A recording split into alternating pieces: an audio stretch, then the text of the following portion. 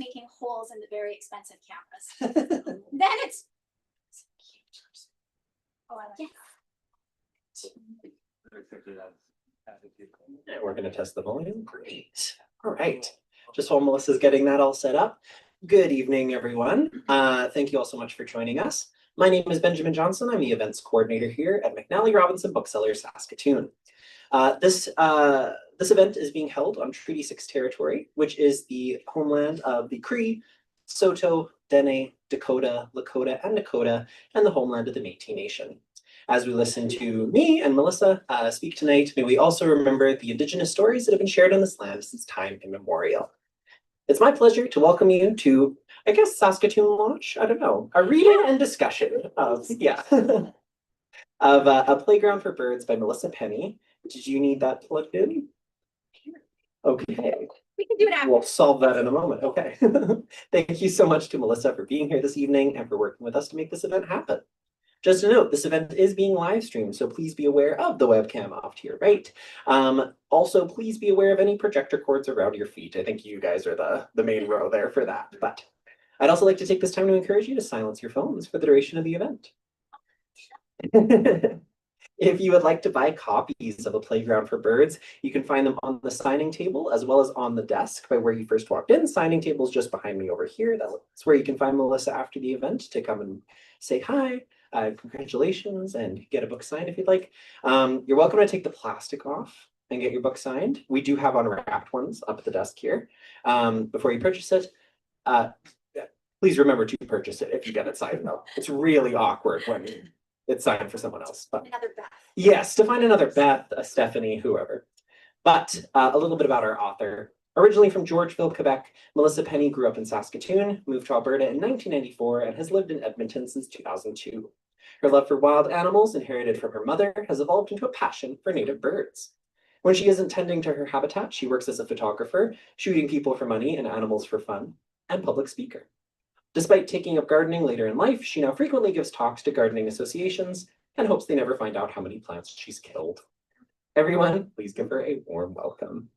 Thank you. Excellent. Yeah. Is that can you reach somewhere? Great question. Let's problem solve. See, that's what I can always get another extension cord. Okay. So well, it's not gonna die quite yet. So I'll pretend that's not there. I mean, that's the obvious way to go.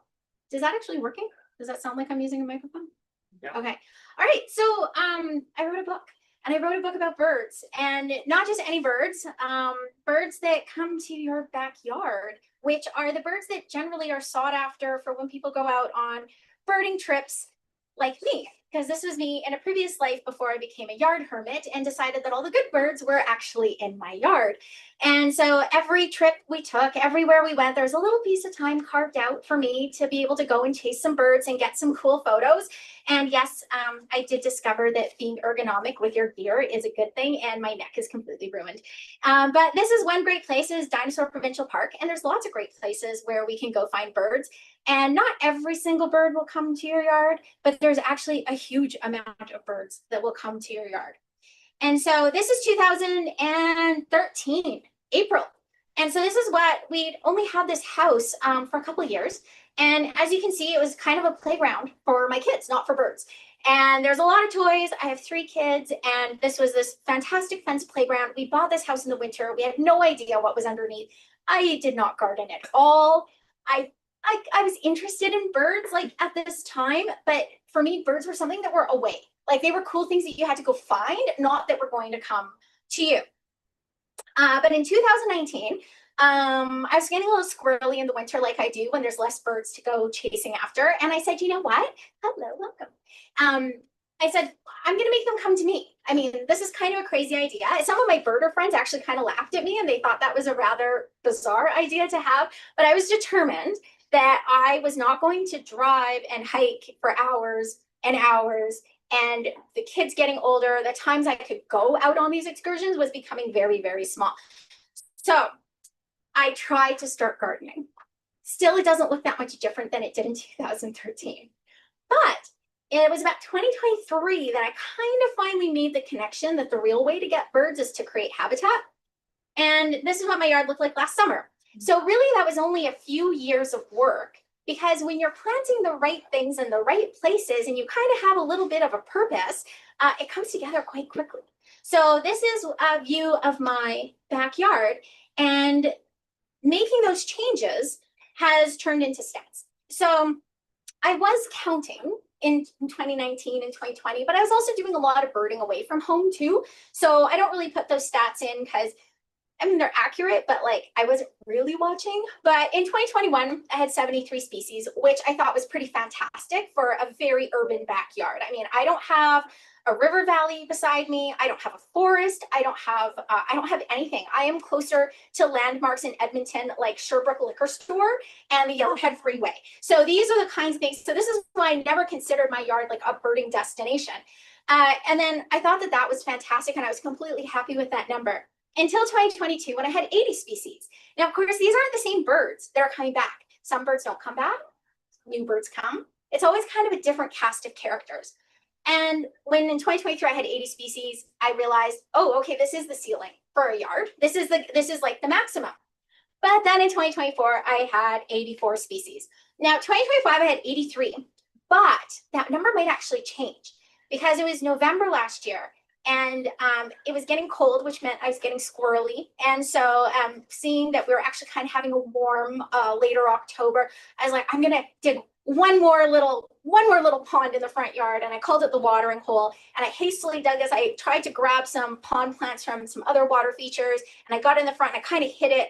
And then November, -3, this warbler shows up. I'm like, okay, that's crazy. There should be no warblers left in Edmonton when it's -3 in November. And so I put it on the internet and, my social media, and I was like, oh, look at this northern water thrush. And apparently there's some buzz happening. Oops. Oh, there we go. There was some buzz happening, and some people were chatting. My yard gets chattered about. And so for a while, I heard that before people knew that I was actually working for this, I was called the magic yard. And I'm like, it's not magic. I'm actually doing things that are getting birds to come. So the chatter is that it was actually a Louisiana water thrush, which would be the first time it's ever been seen in Alberta. They look very similar to the northern water thrush. So it's gone to this panel of experts. That was quite a few months ago, and I haven't heard anything. The same panel of experts that looked for some of my other things. Let's turn this baby back on. I think it shut down in protest. So all of those numbers together is 111 bird species have come to my backyard. But I don't count it like going out birding. I don't count it like if they were just flying over. They didn't fly over because of my yard. So I count the birds that actually came for a reason. And so if I counted the other ones, sorry, this thing is very old. It's going to take its time. So I'd have, and the number's going to be on there because I only decided, like, because so many people always ask me, they're like, well, what about like the other birds, like the flyovers, like as if you were actually birding. And that's a whole other 20 species, but this slide is going to tell me right away what that number is, because it's interesting to know. There we go. So there'd be 128 species if I was counting just random like sandhill cranes, pelicans flying over, that sort of thing. I don't. I keep track now because it's kind of interesting, but I don't really keep track. So there's a reason that I did this to start, and that was to take pictures of birds in my yard more conveniently. It was completely for me, but it did change. And once I saw what was possible and once I learned what birds were looking for, then it became a whole other thing. Now I wanted to provide habitat. I wanted to do good things for birds. And I wanted to show other people how to do that too, because I wasted, so usually my husband's at these and I always say, I wasted a lot of money and see if he's still paying attention or if he's looking at his phone. But there's different groups of birds that we're catering to because it's not always the same birds. So for example, when we do good things with our yard, when we're providing habitat, we're going to start with the native birds that are year-round around us. So things like northern flicker, red-breasted nuthatches, white-breasted nuthatches, house finches, black-capped chickadees, downy woodpeckers. There's going to be a lot of birds that are going to stick around all year round. It's going to be +30 or -30, and they're going to be our little friends in our yard. So we're providing habitat for them to be able to withstand those high and low temperatures and be able to live another year, because it's kind of tricky being a bird staying alive. And then we have a whole other group of birds, which is just as important And these are the ones that we're kind of like a pit stop. So if these birds are coming from South America, they can't fly from South America all the way to the boreal forest for breeding. They have to stop along the way. They need to rest, they need to refuel, and this is where we get to look at them. So in the spring, it's going to be very brief because they have to get to their nesting grounds and they have to get a good spot and they have to get a girlfriend and all of these things to be able to have a successful nest. But then in the fall, which is really August, late August, is they're coming back now, but they have their kids with them. So this is when they stick around even longer and they put on weight, and then there's more birds to look at. And often they're going to be in their fall plumage, so they're going to look a little different than the spring.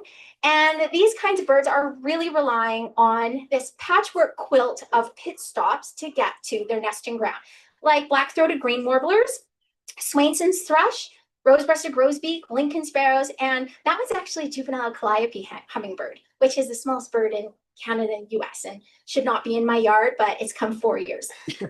So it must be something about it's doing the right thing. And then we have another group who look at us and think, hey, our place in the winter is actually way colder than what you think is winter. And they come to us as their vacation spot. So we've got, Bohemian waxwings, redpolls. It used to be common and hoary redpoll. Now they're just all grouped into one called redpolls.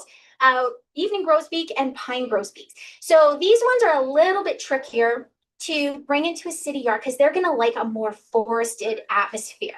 But if you kind of live in the right place, if you are providing habitat, you're at least going to get a brief pit stop. So these ones are a little hard, although redpolls and waxwings, if there's food, they'll be there.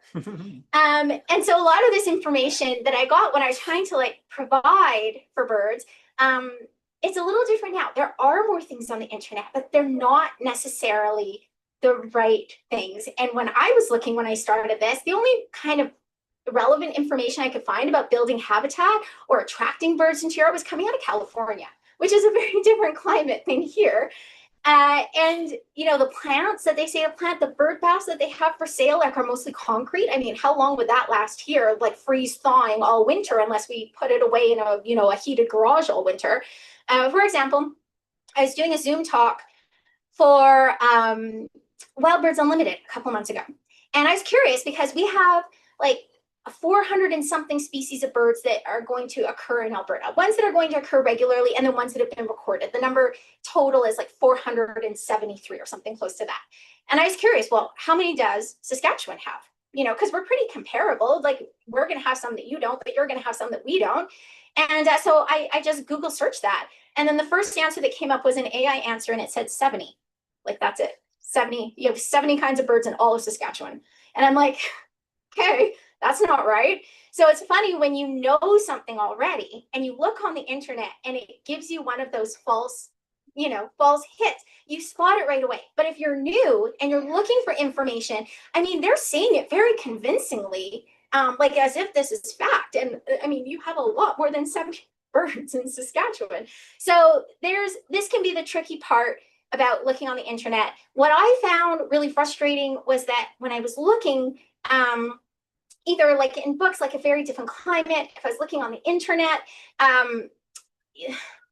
sometimes these articles are written by someone who doesn't even have a yard. And they've taken the information from another article they've read, kind of recycled it, spit it back, and put out another article. And then all of a sudden, we're getting this information that accepts true, but hasn't tested, if that makes sense. And you're just taking what the most popular, not all old school is wrong. But for example, when we're protecting our windows from window strikes, we can put on decals, a product. And previously they thought 4-inch space is absolutely enough to prevent birds. 2-inch spacing. So these are the things that get updated over time. But if you look for that on the internet, you're still going to see a lot that say 4-inch spacing. So these are the things that we have to look out for when we're trying to do better for birds. Sometimes we're trying really hard in the wrong direction. So what you're really wanting to is a place that birds will flock to. And it really is as simple as food, shelter, and water, but it's a little bit different than how we used to think it. Because we used to think food was a bag of bird food from the bird store, which is also important, but it's just like any, right? And so these things, if you do them in an updated way, in a way that I've like knocked myself out doing, you'll see that the difference is almost immediate, that more birds will come because you're actually offering the right thing. So we'll see, like, what is bird food then?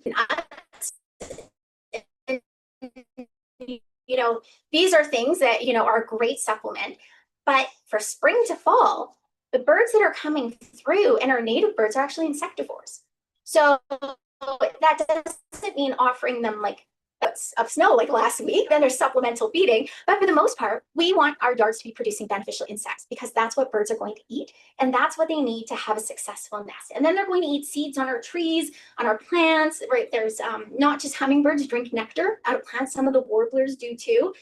My downy woodpeckers drink more out of a hummingbird feeder than hummingbirds do. It's very strange. And then of course, fruits on trees. So bird food has many different forms. And if you're only offering one kind, then the biodiversity birds you're attracting is going to go way down. So the more kinds of food you offer, the more kinds of birds you're going to have. And really that starts with native plants. And so native plants, this is the tricky part, because when we want to go out and buy a native plant, sometimes if we go to a regular nursery, it'll have a label that says native. So yes, it's technically not a cultivar, but that particular plant isn't native to BC. That's the same species. Is it native to Ontario? And those things sometimes can survive here, but sometimes they can't survive as well. But the native plants are what the beneficial insects know, recognize. They're host plants. So butterflies, like a very common example would be a monarch butterfly. They have very close association with milkweed plants. And if they don't have milkweed plants, they can't lay their eggs. So we want to make sure we're providing, if we have monarchs, where we very rarely get near Edmonton, providing milkweed. But there's all the other butterflies, moths, and beneficial insects that have these relationships with plants. And their host plants are native plants. So they could be very specific to one kind, or they could be like that whole family of plants will do. So when you're offering native plants, you don't need to know individually what attracts what, but you just know that if you're putting in native plants, you are providing opportunities for native insects to make more native insects. This is always the key. And they don't need pesticides, insecticides, fertilizers. They're completely strong and self-sufficient on their own. They're the easiest plants to grow. They're very happy plants. They don't care if our winter's been cold or the summer's been hot or wet. They've already seen all of this. You know, our memories aren't so long, but theirs are. So they've seen all of this stuff before. So if you really want to get birds, you need to actually start by working on your bug population. And shelter is more than just a nest box. So in the cities, of course, like if there's a rotting tree that could fall on a path or a road or like someone's house, of course that has to come down. But when those come down, because our population is growing, they don't have anywhere to nest. So there's some cavity nesting birds that will use a nest box, but not all cavity nesting species will. So we do want to try and leave, if we can, a place where they can excavate it naturally. But that's more than just like nesting. So if we have a very cold, like the other day, a lot of snow, a lot of wind, where do the birds go? So this is where it's like an ornamental tree doesn't really have much to offer for shelter. If we have something like a big unsexy conifer in our yard, right, that we can't really grow anything right under, the birds are like, oh, thank goodness, I have somewhere. This is where the owls are going to sleep during the day. If you want a saw-whet owl in your yard, they're going to be in the spruce. This is where, you know, all of the birds are going to, like, there's actually like a ton of insects that are going to occur on spruces that are great for birds to eat. So it's kind of thinking more so of like, you stand in your yard, if it's terrible weather, where would you hide? Do you have anywhere to hide? Because this is where you have to look at from a bird's perspective. You know, and if you do leave your leaves in the fall, this is where beneficial insects who overwinter as adults are going to hide all winter. And then the birds in the spring know exactly where to find them to eat them. How kind. So density. So this is where we've always kind of been taught to garden around the perimeter of the yard and then have like a big open space in the middle. So I would say if you're really wanting to like create some density, like cut into that middle. like, let's make a little like plant bridge between sections of your yard, because it is like a near-death experience for a bird to fly across your yard to get to the good stuff on the other side. So this means planting close together. If you plant close together, the weeds can't grow. So you don't want to do this really sparse planting and wait for it to grow, and you'll be weeding forever. Plant it densely, thin it out later if you need to. But for the most part, especially native plants, they figure it out themselves. So density is a big goal. And this is where you can import snags into your yard. And so my chiropractor got wind of me having this desire for dead wood. And she's like, hey, my dad has an acreage. And so she took me, and her dad walked me around their acreage, and then he delivered them in a truck. So I do have, and so this is like, you know, in the book, there's like all of these different, like all the things I'm touching on, the actual way to do it is in the book. The actual, like, start to finish, how did I get this to stand up straight? All of that stuff is in the book. But on the right, the downy woodpeckers, who will not use a nest box for nesting. They'll happily sleep every other day of the year in a nest box. They love roosting in nest boxes, but they will not nest in them. Their nest shape is kind of quite specific. So they excavated this snag.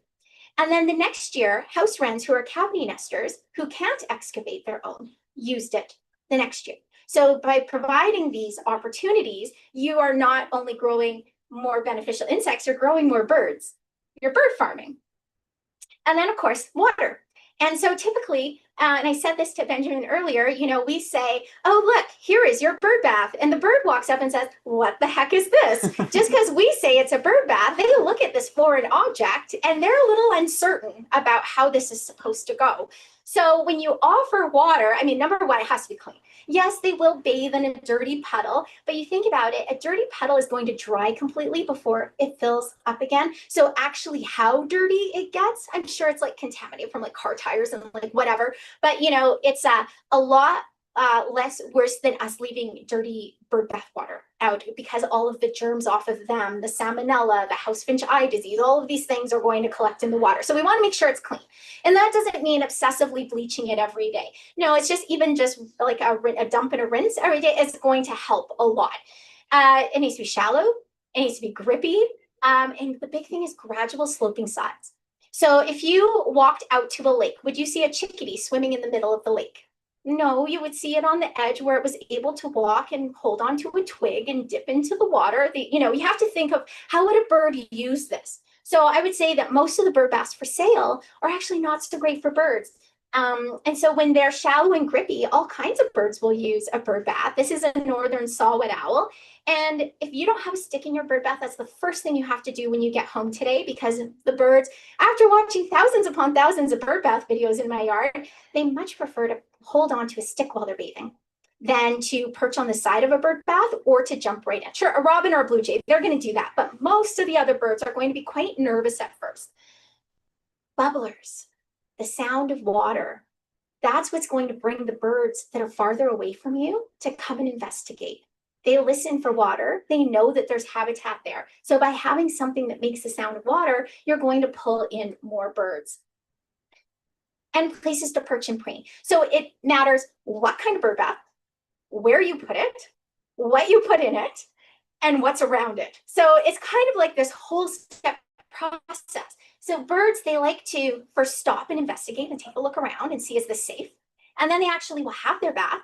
And then they jump back out, they shake off and they preen. And if it was good, they go back again. Chickadees are the best for that. They'll go and have 10 baths in a row and preen each time. But if you have somewhere for them to hide after, and then to make sure it's safe to go back again, they'll keep using it. And what does that mean for you? It means you get to see more of them. So the more you provide with their best interest, the longer they stick around, the more looks you get at the bird. And so, you know, it's like, of course, like I said, very selfishly at the beginning, why am I doing this? I wanted better pictures of birds. I didn't want pictures of warbler butts that were, 40 feet high in a tree. I wanted them down where I could see them and enjoy them. But really at this point, because every year gets more difficult, we've lost 3 billion birds since the 70s. Which is just a crazy, crazy number. It's hard to even actually picture that number because it's so large. Our little biodiversity, biggest to our biodiversity is invasive species. And so we want to help biodiversity. And this doesn't mean by planting more exotic plants. The biodiversity comes from the native species. So when you have biodiversity of plants, you're going to have biodiversity of insects, you're going to have biodiversity of birds. So the goal is always biodiversity. And this is what makes like a true little habitat. And, you know, I mean, birds, there are natural insect control. So if you've got like, I don't know, someone said to me, oh, no, you have to clean the leaves off your lawn because you could get sod webworm. I was like, but what's the best method to get rid of sod webworm? Attracting more beneficial insects and birds to your yard, which means leaving the leaves. So, you know, it's like we have to get away from thinking that we need some sort of solution to every problem instead of just like helping ecosystems work how they're supposed to. And then just finally, there's no end sight. I'm still working on my yard. I'm still learning things about birds, and you will too. Every time you go into your backyard, you might have a new bird visit and think, well, what was that? And then you'll look it up and then you'll learn something more about that bird. And you're like, that wasn't that neat. Wasn't that interesting? What does this bird like?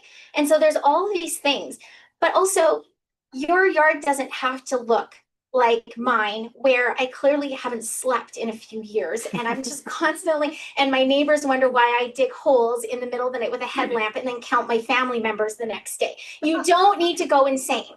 It'll happen. And the little things that you do will make a big difference right away. Like you'll actually see a big difference right away just with small things. And think about what you have time for. Like I didn't have time at the beginning to do all this stuff. I had time when the time was right. So do what you can. It doesn't have to be all at once. And you know, and try and watch, because you might like think, oh, this was a great idea. This bird bath is gonna be perfect here. But then the birds don't really visit it. Then you have to observe and look at it and be like, okay, well, what's missing here? What am I missing? Well, where are the birds going instead? And then you have to be a little bit of a detective to know what they're supposed to want and really look at it and be like, okay, did I just make the cake and skip the eggs thinking it was okay and then confused why the cake didn't turn out? So you have to kind of look to see, like, are you doing everything that they want? But that doesn't mean everything for your yard is for them. So this is meant to be shared and enjoyed, and it's supposed to be a space that you can be in while the birds are there and enjoying it with them. So it's not about giving up your space. It's about little pockets of it that you can share that also enhances your enjoyment of your own yard. And that is the end of my slideshow. So thank you. Usually there's like a question that pops up when something I've said or something you've seen, and then you think of your own yard and then you might have a question. So I think even like Benjamin, I didn't know if you were going to run around. Absolutely, Kim. So think of a question or else you'll have nowhere to run to. Yeah, so does anyone have any questions? Anything that this brought to mind about their own yards that maybe Melissa can elaborate on? Bird anywhere. Yeah. Because this is where it starts. Like, you know, you see birds somewhere. Sure. Like, when we talk loud enough, so that we can hear me. I hope we don't need that. I said too. I'm like, For those of us who don't have yards like yours, I live in an apartment, I've got a balcony. What do you recommend, or is it in the book? so, well, I can tell you what I recommend. And so the trick with native plants is that there is no trick. So I actually grow a lot of native plants in containers, and they happily overwinter with no special care. You don't have to bury them. You don't have to pile things on. And that goes the same for, you know, you just have to look at what restrictions you have. So like, I know some people with balconies, they're like not allowed to have, say, like a bird bath. Although, because they're scared of like the dumping water. Although I would say if you have a planter with some native plants in it, right? Or maybe your goal this summer is hummingbirds. There's a whole chapter on hummingbirds and like exactly what to plant and where to put it to get hummingbirds. But, you know, maybe it's hummingbirds. So that would, you know, dictate what goes in that planter. If it's just general birds, then it would be native plants. If you have this little bird bath beside it, you can dump the water into the planter to water it. And then you've got your little full circle going here. And then no one's saying, oh, they're splashing water over my balcony, that kind of stuff. And so it's kind of trying to create a little pocket. But if you go too deep into your patio and they're flying by, they might not see it. They might, if you had like running water out there, sometimes that's possible. But if you don't, you want to push it forward a bit so that flying by, they can spot it, because a lot of birds are going to find their resources by sight, especially hummingbirds, right? They fly instead of migrating at night like other songbirds, they migrate during the day so they can find food the whole week. Great, thank you. You're welcome. Anybody else? Oh, I covered everything. I'm gonna go into it. If you think of something, let me know. And like really, it is answered like mostly in the book, but like I find that people sometimes like, I had this magpie, and there is stuff about magpies and deterring house sparrows, like how to hack your feeders so house sparrows won't feed off of them, what to do to your nest boxes so house sparrows won't go after the native species that are in them. That's also something you could consider for a patio as a nest box for like a chickadee or a house wren. We're a little bit late for chickadees now because they would have been started, but house wrens aren't coming for a couple more weeks, so you have some time. And so there's, it's just kind of starting to learn, when you're keeping track of stuff in your yard, some things happen sometimes years, and then you kind of get used to expecting, knowing that, okay, chickadees have already kind of started, but house wrens aren't here yet, and they're going to use the same size box dimensions, right? So this is like a practice thing. Oh, yes, mother. You talk about native plants. Yes. Give us some names of native plants. Yeah, so here's the thing. So we are going to have a lot of similar native plants between Edmonton and Saskatoon. And so is it going to be the exact same DNA? No, but it's the same plant. But you actually have quite an active native plant society here. So you've got Wild About Saskatoon, you've got Bird Friendly Saskatoon, and they're going to, and so the sellers there, they're going to have these plants as well. And so, but they're not plants coming from Edmonton. That's just why I went to that. These are the plants that are actually native for you. Same name as Edmonton. My number one pick, I call it the gateway drug for native plants because it's really, really easy. It's really, really easy to grow. You can grow it from seed. It typically will try and pump out at least one bloom that year, which is not common for a perennial plant to flower in its first year, but it's called giant hyssop. So giant hyssop is going to have the look of, maybe I'll throw out some names you might be familiar with, not perfectly but similar feel of lavender, catmint. So it's going to have those purpley spikes that are going to kind of come up as a shrub. And so the thing about giant hyssop is it's like watching TV. You could just go and sit in front of this plant and be absolutely stunned by the diversity of insects that will visit it. Hummingbirds will feed off it. Birds in the fall will eat the seeds off it. And it's just incredibly easy to grow. And it doesn't even need cold stratification, which means it's even a plant you could start now that might even bloom before fall for you. And then it's typically with native plants, when you go to a greenhouse, you get this plant that's huge and bushy, that's lived in a greenhouse all its life, and you go and put it in your garden, and the next year it's this big. If it comes back, it's this big, and you're where is that beautiful plant? And then it takes time. On the flip side, when you buy a native plant, it doesn't look so fancy, but it's very hardy. So the next year, instead of a step back, you're actually going to see a few leaps forward.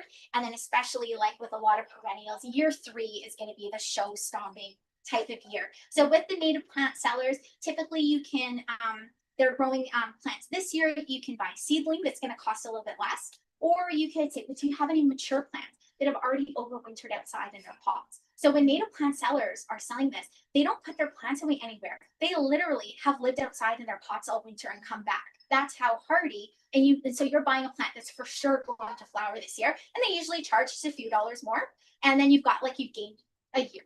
But it's one that I always say because it really is easy to grow if you just even did the seed version. And that's something that's going to handle part shade to full sun. It's going to handle some drought, but not a ton. It's not going to be a completely desert type plant. If you have that situation, we have, I think there's 8 between Alberta and Saskatchewan. There's 8 types of native goldenrods, and this is where the people they mistake what is the yellow ragweed. So from far away, it kind of looks like ragweed. So people always thought that goldenrod was causing allergies, but ragweed is wind pollinated. So it blows all its pollen away in the wind. Goldenrod is insect pollinated, it holds on to it. So unless you're allergic to all flowers, you're not going to be allergic to goldenrod. But it is going to have that kind of look, but there's short ones, there's tall ones, there's different types of flowers. Goldenrod is a late bloomer. So when there's not really much left, this is where you're going to see, as soon as it starts blooming, you're going to see ladybug larvae on it. They love goldenrod for that. So you're going to be pumping out lots of ladybugs in your yard. And then fall, when there's not really much else, all those later season insects, because not all insects are on the wing all season. They have different cycles. So you're providing from spring to fall. So giant hyssop is going to be more like midsummer. Goldenrod is going to be late. And then if you would want an early one, oh, see, this is where when you have an early plant that you want to flower, you have to wait for it to come out of the ground, to grow, and then to flower. So instead, for really early flowers, I rely on native shrubs because they're already there. And a lot of them flower before they put out leaves. So for my earliest flowers, I've got two, and it's golden flowering currant and my native gooseberry. And they have really early flowers, and especially the gooseberry is again like a TV. You can sit in front of it, and our solitary bees, and we have like over 300 and some species of bees between the two, like in each province, and they nest like in logs, and they're solitary the whole time underneath rocks, underneath paving stones, and they kind of all, when the gooseberry starts blooming, they all emerge at the same time. And it's just this crazy buzz of activity of all these different kinds of really, really tiny cavity nesting bees. So these are the kinds of things that you can expect when you put it in. Maybe from far away, you wouldn't even be able to see some of these bees. Some of these sweat bees, like you might think are a mosquito. They don't really look like a bee, but they're doing bee work, which is really hard work. So there's a lot, there's native plants kind of for every scenario and a lot of choice, and they really are pretty. There's really like one for everyone. So, I don't love all of them as far as like their looks go, but I have over 80 species of Edmonton native plants growing in my yard, and I picked those ones because I love them. There was that many to love. If that makes sense. Any other questions? Fantastic. Thank you all so much for coming. I very much appreciate your interest in birds and in habitat, and I wish you many, many birds this summer. Thank you very much, Melissa. Thanks for sharing your incredible wealth of knowledge on this topic. This was really incredible to listen to. Just to remind people, if you'd like to buy a book, we have them up on the signing table. They are unwrapped up there. We have some behind us over here. Feel free to unwrap them before you get them signed. And other than that, another round of applause for Melissa. Thank you again. And also tonight, there's special bookmarks that come with them just tonight.